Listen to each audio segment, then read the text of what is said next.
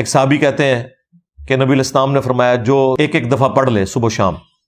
لا الہ الا اللہ وحدہ لا شریک لہ لہ الملک ولہ الحمد وہو علی کل شیء قدیر، صبح پڑھ لے تو شام تک اللہ تعالیٰ کی حفاظت میں رہے گا، اسے 10 غلام بنو اسماعیل میں سے آزاد کرنے کا ثواب ملے گا، 10 نیکیاں ملیں گی، 10 گناہ معاف ہوں گے، 10 درجات بلند ہوں گے۔ شام کو پڑھ لے تو صبح تک کے لیے یہی معاملات۔ تو اب یہ بہت بڑی فضیلت تھی۔ تو امام ابو داؤد نے اس کے ساتھ نقل کیا ہے کہ ایک شخص کو نبی علیہ السلام کی خواب میں زیارت ہوئی اور اس نے کہا کہ یا رسول اللہ، آپ کے ایک صحابی آپ صلی اللہ علیہ وآلہ وسلم سے یہ حدیث بیان کرتے ہیں، تو کیا واقعی آپ کی حدیث ہے؟ تو آپ نے فرمایا ہاں یہ میری حدیث ہے، اور یہ جو میں کلمات کہہ رہا ہوں اس کے فضائل تو بخاری مسلم میں بھی آئے ہیں،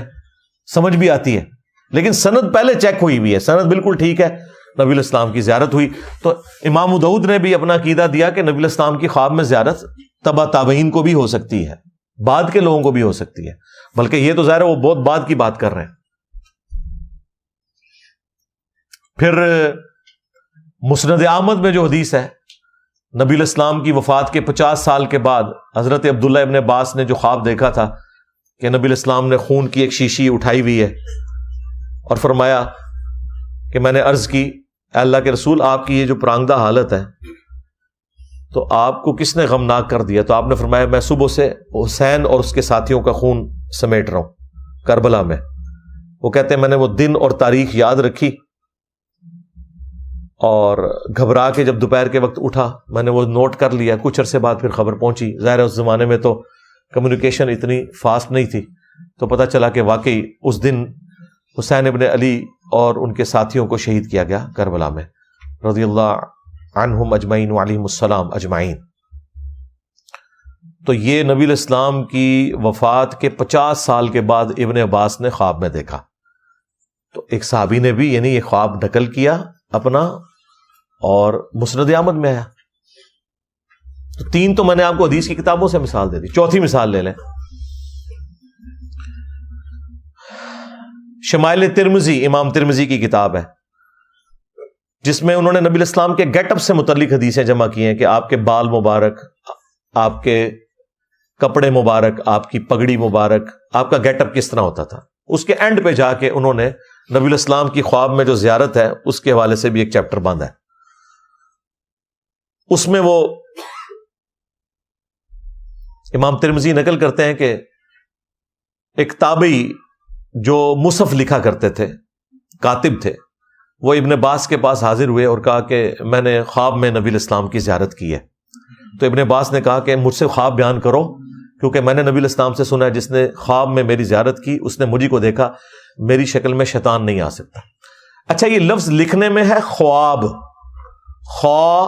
واو الف با، لیکن پڑھنے میں یہ خواب ہے، واو سائلنٹ ہو جاتا ہے، خواب پڑھا جاتا ہے یہ لفظ اردو میں، خواب، خواب نہیں ہے، خواب، لکھنے میں خواب ہے۔ تو پھر انہوں نے وہ پورا نقشہ بیان کیا۔ یہ سب سے وہ تگڑی حدیث ہے جس میں نبی علیہ السلام کا پورا گیٹ اپ آیا کہ آپ کی داڑھی مبارک کس طرح کی تھی، آپ کی آنکھیں مبارک،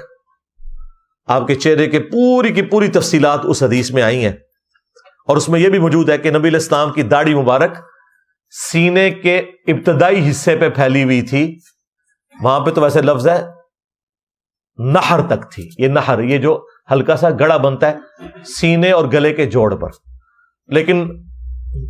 اہل حدیث کو اب یہ مسئلہ تھا تو انہوں نے پھر ترجمہ کر دیا سینے کے ابتدائی حصے پہ، کیونکہ انہوں نے تو اتنی لمبی لمبی داڑھی بتائی ہوئی ہے نا، نبی علیہ السلام کی تو لمبی داڑھی نہیں تھی،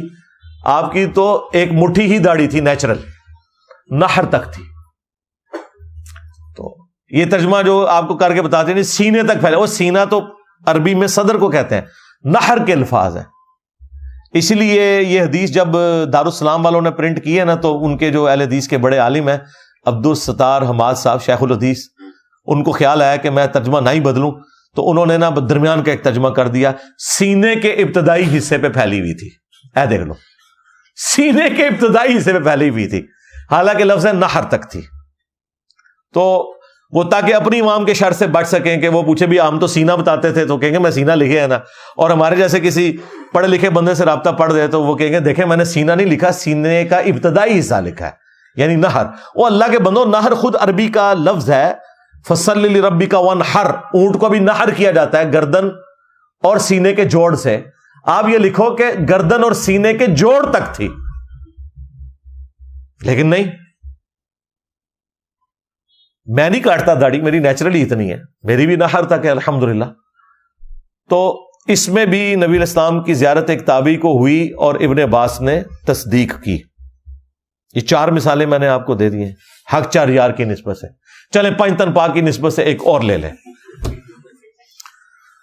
یہ تو ان کو ہضم بھی نہیں ہونی۔ سنن دارقطنی جو حدیث کی کتاب ہے، امام دارقطنی المتوفا 382 ہجری 4 صدی ہجری میں اہل سنت کے بڑے ائمہ میں سے ہیں۔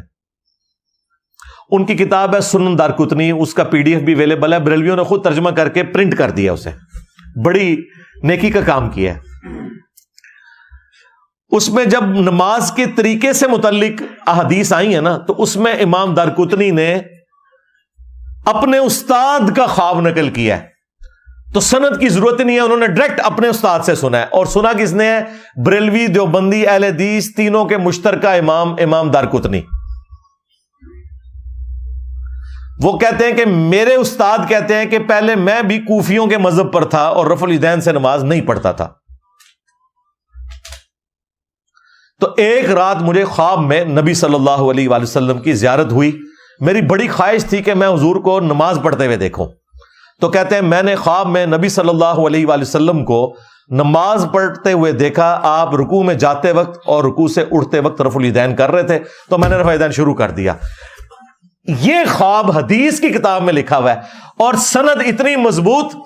کہ امام دارقطنی خود کتاب لکھ رہے ہیں اور کہہ رہے ہیں میرے استاد مجھے جب رفع الیدین کی حدیثیں لکھواتا تھا تو کہتا تھا ساتھ یہ بھی لکھ کہ میں بھی رفع الیدین شروع کیتا سی، جس طرح تسی انجینئر صاحب دی ویڈیوز ویکھ کے کیتا ہے نا، انہوں نے نبی علیہ السلام دی ویڈیو خواب وچ ویکھی۔ اچھا، یہ جو خواب کرتے ہیں، خوابوں کی دنیا انہوں نے کھڑی کی ہے، مجھے بتائیں یہ بریلویوں نے جب سنن دارقطنی چھاپی ہے، یہ نبی علیہ السلام کا خواب کسی اہل حدیث نے نہیں دیکھا، کسی دیوبندی نے نہیں دیکھا، کسی شیعہ نے نہیں دیکھا، امام دارقطنی کے استاد نے دیکھا ہے۔ کیا ان کے استاد کا خواب یہ پڑھ کے کیا بریلوی رفع الیدین شروع کر دیں گے؟ تو کہیں گے نہیں یہ تو کوئی دلیل نہیں ہے، آپ جو ہے نا وہ حدیث سے بتائیں۔ حدیث تو بخاری مسلم کی کتنی حدیث ہیں آپ کو بتائی ہیں، وہ تو 70B مسئلہ دیکھیں جو آپ کا فراڈ تھا سارا، کہ یہ وفات تک ثابت کریں، خلفائے راشدین سے ثابت کریں، اور پتہ نہیں کیا کچھ، میں نے سب کچھ 8 علمی پوائنٹس ریکارڈ کروا دیے ہیں، ایک چیز کا جواب دیا ہے۔ تم لوگوں نے تو بخاری مسلم کی حدیثیں نہیں مانی، چلے خوابوں میں چلنے والے ہو تو ہم تو اب خواب بھی دکھا رہے ہیں، اور کیا چاہتے ہو؟ تمہارے بابوں کے خواب جن کو شاید نماز بھی نہ صحیح طریقے سے آتی ہو، اس کے اوپر تم نے اپنا پورا فرقے کھڑے کیے میں، اور ہم آپ کو امام دارقطنی کے استاد ایک محدث کا اوریجنل خواب بتا رہے ہیں حدیث کی کتاب سے کہ انہوں نے نبی علیہ السلام کو خواب میں رفع الیدین سے نماز پڑھتے ہوئے دیکھا ہے، تو تم رفع الیدین شروع کیوں نہیں کرتے؟ ٹائم قیامت تک جواب دینا نہیں اس گل دا، یہ بھی نہیں کہہ سکتے کہ وہ جھوٹا خواب ہے، حدیث کی کتاب میں سند پہ بحث ہی نہیں ہے، وہ ڈائریکٹ استاد اپنے شاگرد کو لکھوا رہا ہے، استاد بھی امام ہے حدیث کا، شاگرد کی تو کتاب ہے اپنی۔ دیکھا کیسی بند گلی میں چلے گئے، اوے پہ گیا جے تواڈے بزرگاں نوں، پہ گیا جے، اوے پہ گیا جے تواڈے پیواں پیراں نوں، سر نکلو باہر۔ اسی پھر بھی نوکری ادا کردے پے، اسی پھر بھی نوکری ادا کردے پے۔ اوے مرزے دیکھ رہا تواڈے پیو نے کرنی آنے، نکلو باہر۔ سٹیج پر بیٹھنے والے ہاتھ کھڑا کر کے بتائیں، مجھے بتائیں یہ کام ٹھیک ہے کہ نہیں؟ تماشا کرتے ہو، پھر کہتے ہیں مسلک کا کام نہیں ہوتا، مسلک والوں کو تم خود رگڑتے ہو، اور جرا تواڈے پیواں نوں پے گیا ہن تسی چوپ بیٹھے ہو، اور نکلو باہر۔ دیکھا کیسا پیا انہوں نے، میں کتنے جاؤ گے؟ اینڈ پہ ان کے پاس یہی چارہ ہوگا کہ یہ پھر چیخو پکار کریں گے۔ تو یہ ساری کی ساری گفتگو کرنے کا مقصد یہ تھا کہ یہ ایک اچھا موقع تھا کہ میں اس امت کی اصلاح کرتا، کہ اس امت کو انہوں نے اللہ اور اس کے رسول عز و جل و صلی اللہ علیہ وآلہ وسلم کی محبت کے نام پر اپنے بزرگوں کے قدموں میں ڈالا ہے، اور ہمارا کام یہ ہے کہ ایک ایک بندے کو جھنجھوڑیں گے اور اسے بتائیں گے کہ مرنے سے پہلے اے مسلمان کر لے اس پہ غور، کتابوں کا خدا اور ہے، بابوں کا خدا اور، کتابوں کا پیمبر اور ہے، بابوں کا پیمبر اور، کتابوں کا دین اور ہے، بابوں کا دین اور۔ اگرچہ یہ سارے بابے مسلمان تھے، اللہ رسول کے ماننے والے تھے، دین اسلام کے ماننے والے تھے، تعلیمات انہوں نے آپ کو کتابوں والی نہیں بتائی، بابوں والی بتائی ہیں۔ ہم صرف ان بابوں کا احترام کرتے ہیں جو کتابوں کا احترام کرتے ہیں، جو کتابوں کے غدار ہیں، اللہ اور اس کے رسول کے غدار ہیں عز و جل و صلی اللہ علیہ وآلہ وسلم، ان کی کوئی عزت نہیں ہے۔ بالکل ان کے لیے میرا ایک نعرہ ہی کافی ہے، میرا نبی سا